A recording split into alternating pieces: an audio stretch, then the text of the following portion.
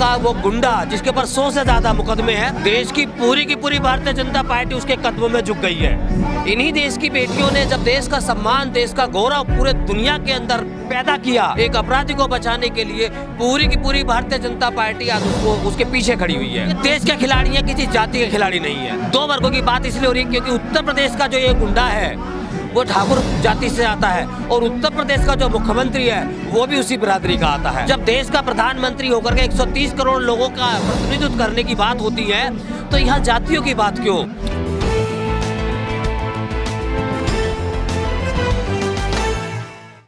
विजेंद्र जी, आप आज पहलवानों के धरने में यहाँ शामिल हुए हैं, सपोर्ट करने यहाँ पहुँचे, क्या कहेंगे? आपको इस पहले पूरे प्रकरण को आप कैसे देख रहे हैं? देखिए, पहला प्रकरण तो यह है, देश का जवान, देश का नौजवान, देश का किसान और अब देश का पहलवान पूरी तरीके से इस सरकार से त्रस्त हैं क्योंकि जिस देश का राजा बे औलाद हो वो दूसरों की औलादों को न्याय नहीं दे सकता। देश के अंदर भारतीय जनता पार्टी से आज हर एक व्यक्ति परेशान है, चाहे वो शासन में बैठा हुआ अधिकारी हो, चाहे वो सड़क पर चलने वाला एक राहगीर हो। देश की जो योजनाएं हैं, सरकार की जो योजनाएं वो पूरी तरीके से फेल हैं। 2016 में इन्होंने नोट बंद किया। 70 सालों की बात करने वाला प्रधानमंत्री सुबह 7 साल में बनाया हुआ अपना नोट सुबह बंद कर देता है। देश की बेटियां आज जंतर मंतर पर बैठी हुई हैं। इन्हीं देश की बेटियों ने जब देश का सम्मान, देश का गौरव पूरे दुनिया के अंदर पैदा किया तो यही देश का प्रधानमंत्री उनके साथ में बैठ करके कहता है कि मेरा तो आप लोगों से पुराना नाता है। लेकिन आज वो नाता कहाँ है? एक क्रिमिनल को बचाने के लिए, एक अपराधी को बचाने के लिए पूरी की पूरी भारतीय जनता पार्टी आज उसके पीछे खड़ी हुई है। मैं कहूँ उसके आगे खड़ी हुई है।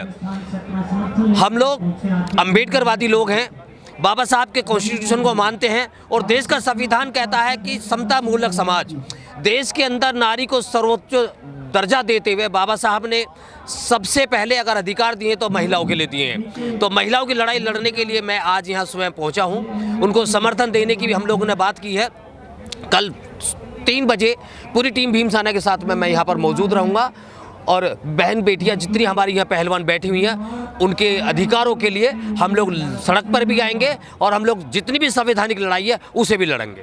जब ये बेटियां मेडल लेकर आती थी तब तमाम तरह की वाहवाही लूटने की कोशिश की जाती थी, शुभकामनाएं दी जाती थी, बधाइयाँ दी जाती थी, लेकिन आज इनके पक्ष में बोलने के लिए सरकार के पास 2 शब्द भी नहीं। देखिए, जब इन्हीं बेटियों ने मेडल लिए तो आज सत्ता में बैठे हुए जो लोग हैं कहीं ना कहीं पदाधिकारी हैं भारतीय जनता पार्टी के, बड़े बड़े फोटो लगा करके इनको उन्होंने बधाइयाँ दी हैं। पूरे देश के अंदर बड़ी बड़ी होल्डिंगें लगी हैं, लेकिन आज वो पूरी तरीके से नदारत हैं। देश की एक वीरांगना मंत्री रहती है भारतीय जनता पार्टी के अंदर, जो प्रधानमंत्री पहले जो रहे मनमोहन सिंह के ऊपर चूड़ियाँ फेंकने का काम किया था, तरह तरह की बातें करने का काम किया था, लेकिन आज वो वीरांगना मंत्री फिर यहाँ से गायब है। क्यों? क्योंकि वो खुद एक महिला है लेकिन उस पार्टी की नुमाइंदगी करती है जो पार्टी ना आज यहाँ बहन बेटियों की है, ना देश के नौजवानों की है, ना देश के किसानों की है। आज हम देख रहे हैं कि पूरी तरीके से बैरिकेडिंग करके इस आंदोलन को एक सीमित करने का काम कर दिया गया है, लेकिन ये सीमित दायरा नहीं है। आज जो जंतर मंतर से आवाज़ जा रही है पूरे देश के अंदर जा रही है, पूरी दुनिया इस चीज़ को देख रही है कि भारत के अंदर कैसा सम्मान इन एथलीट्स का है, भारत के अंदर कैसा सम्मान इन खिलाड़ियों का है।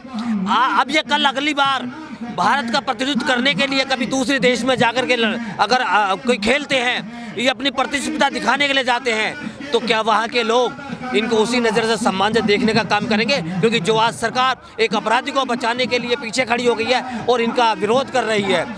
28-30 दिन से ज़्यादा हो गए। गोंडा का वो गुंडा जिसके ऊपर 100 से ज़्यादा मुकदमे हैं, मेरी भी कई प्रोग्राम वहाँ पर लगे हैं, मैंने देखा कि किस तरीके का बाहुबली वो व्यक्ति है वहाँ का, उसके खिलाफ वहाँ कोई बोलने को तैयार नहीं है। लेकिन यहाँ बात गोंडा की नहीं है तो पूरे देश की हो रही है। देश की पूरी भारतीय जनता पार्टी उसके कदमों में झुक गई है। अच्छा, क्या ये भी कारण है कि जिस तरह से जो जाट बहुल्य क्षेत्र है, चाहे पश्चिम उत्तर प्रदेश की बात करें या फिर हरियाणा की बात करें, ये बीजेपी से छिटकता जा रहा था। अब इसी को मद्देनजर रखते हुए शायद सरकार ने ये बात जहन में लाई होगी कि ब्रजभूषण सिंह को मुद्दा बनाते हुए अब इस मामले को 2 भागों में बांट दिया है, यानी 2 जातियों में बांट दिया है, राजपूत और आप देख रहे होंगे सोशल मीडिया पर, और जाट, क्योंकि उन्होंने बता दिया कि ये हरियाणा से हैं और सभी जाट हैं आरोप लगाने वाले। तो क्या लगता है इस इस बंटवारे से उनको फायदा होने वाला है, इसलिए ये सब चीज़ की जा रही है। देखिए, अगर मैं जाति की बात करूं, हरियाणा के अंदर स्वयं इन्हीं की सरकार है, खट्टर इनका मुख्यमंत्री है और वो खुद जाट है। अब बात अगर हम जाति की कर लें, सबसे पहले पंजाबी समुदाय साथ हैं। बिल्कुल बिल्कुल, मैं बात कर लूँ यहाँ देश के खिलाड़ियों की। ये देश के खिलाड़ी हैं, किसी जाति के खिलाड़ी नहीं है। सबसे पहला मुद्दा तो ये है। मैं भारतीय जनता पार्टी के लोगों को कहना चाहता हूँ, भारतीय जनता पार्टी के लोग कहते हैं देश का प्रधानमंत्री है। जब देश का प्रधानमंत्री होकर के 130 करोड़ लोगों का प्रतिनिधित्व करने की बात होती है, तो यहाँ जातियों की बात क्यों? देश के अंदर ओलंपिक जो खिलाड़ी हैं, इनकी बात क्यों? अब आपने कहा कि भाई 2 वर्गों की बात होती है। 2 वर्गों की बात इसलिए हो रही है क्योंकि उत्तर प्रदेश का जो ये गुंडा है वो ठाकुर जाति से आता है और उत्तर प्रदेश का जो मुख्यमंत्री है वो भी उसी बिरादरी का आता है। जो उत्तर प्रदेश की सरकार को उसके ऊपर कार्रवाई करनी चाहिए थी, वो कार्रवाई उसके ऊपर नहीं हो रही है। एक सामुदायिक विशेष के लोगों के ऊपर एक छोटी सी एक कमेंट करने पर उनके घरों के ऊपर बुलडोजर चला दिए जाते हैं और ऐसे अपराधी के खिलाफ सरकार तो छोड़िए, सरकार का एक छोटा सा कार्यकर्ता भी कुछ बोलने से बच रहा है। तो कहीं ना कहीं वोटों का डर है और मैं मानता हूं 2024 में भारतीय जनता पार्टी की इन्हीं मुद्दों को लेकर के जमीन खिसकेगी भी, ऐसी भी मुझे उम्मीद है।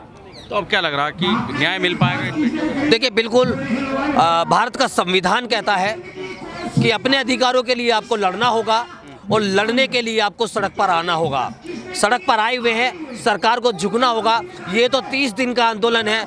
देश के किसानों ने तो पूरे 1 साल तक का आंदोलन चलाया था, उसके बाद जाके सरकार झुकी थी, क्योंकि ये गूंगी बहरी सरकार है।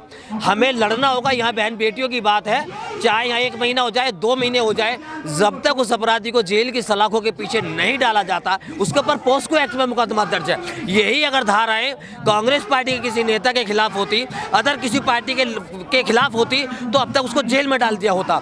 राहुल गांधी ने एक छोटा सा कमेंट कर दिया था एक राजनीतिक मंच के द्वारा, उसकी सदस्यता समाप्त कर दी गई, उसका घर छीन लिया गया, लेकिन यहाँ इसके खिलाफ कुछ भी नहीं हो रहा है। राहुल गांधी के मुकाबले ये बहुत छोटा सा नेता, इसके खिलाफ तो कभी की कार्रवाई होनी चाहिए थी। लेकिन भारतीय जनता पार्टी अपने एक विधायक को, एक सांसद को सजो करके रखना चाहती है, उसके बल पर वो वोट मांगने का काम करेगी। लेकिन मैं कहता हूँ गोंडा की जनता इसी सांसद को वहाँ पर सही रास्ता दिखाने का काम भी करेगी।